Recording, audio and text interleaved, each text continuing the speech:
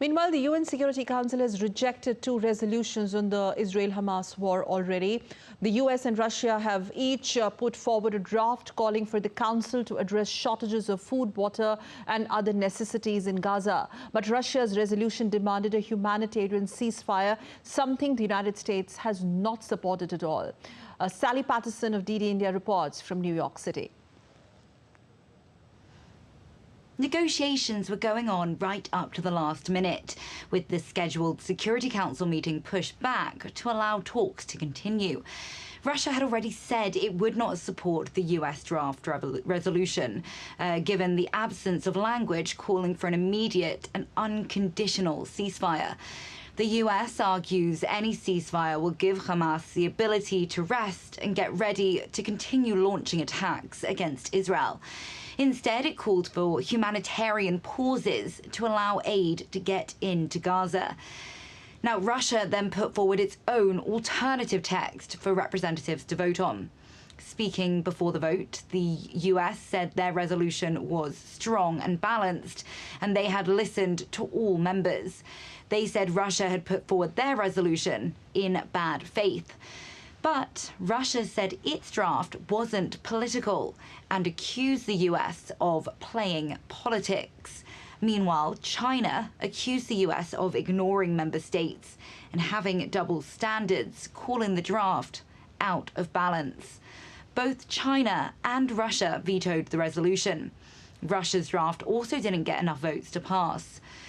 This was the second time in 10 days the Council considered drafts on the crisis in the Middle East. It so far failed to adopt any resolutions on the recent escalations in Israel and Gaza. Sally Patterson in New York, reporting for DD India.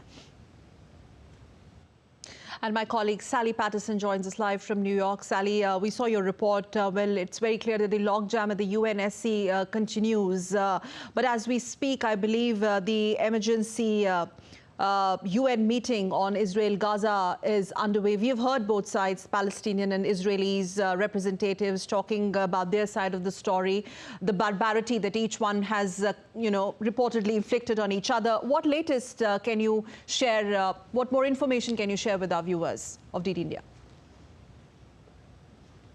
Well, certainly a war of words going on in the United Nations General Assembly. That meeting started almost 2 hours ago and could go on for many more. It's scheduled to finish in around an hour, and then it's scheduled to restart again on Friday. We've had at least 110 different speakers put their names forward to get up onto that podium and also have their say in a debate that really rages on throughout the whole organization.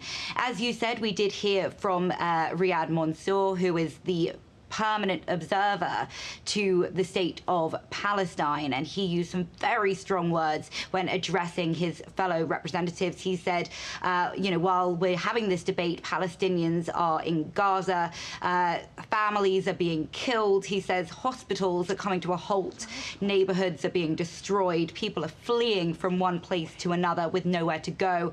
He said, I urge you to choose your words carefully and to act accordingly.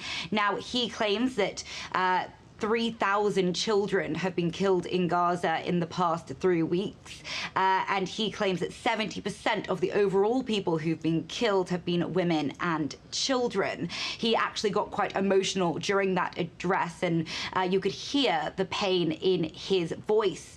We then heard from the Israeli ambassador to the United Nations, Gilad Erdan, and before that meeting, he had put out a very strong statement about his stance on this resolution put forward by Jordan. He said it completely ignores the existence of Hamas, does not mention the barbaric massacre, and calls for an immediate ceasefire. Now, that is one of Israel's strongest issues with this proposal. It calls for a ceasefire, which both Israel and the US are not supporting at this time. They say that that would just give Hamas time to recuperate and to get ready to continue to attack Israeli civilians. He also is taking issue with the idea that this proposal does not reflect what happened on October 7th in Israel, where more than 250 people were killed at a music festival. Many were raped, and the fighting continued on there as well. So very, very strong debates going on inside that General Assembly chamber. Yes. In fact, Israel permanent representative at the UN, he began by saying that war is not against Palestinian. Their war is not against Palestinian, but it is actually against Hamas. And then, of course, the way he showed those very, very disturbing visuals at the UNGA. But Sally, where is this all leading up to? Talking about the proposal, if at all the proposal is passed at the UNGA, going forward, what really happens next? Well, we need to remember that the United Nations General Assembly doesn't have the teeth to pass any binding resolutions. What they can do is show a strong symbolic message to their own nations and to nations around the world that this is where they stand on the ongoing violence in Israel and Gaza.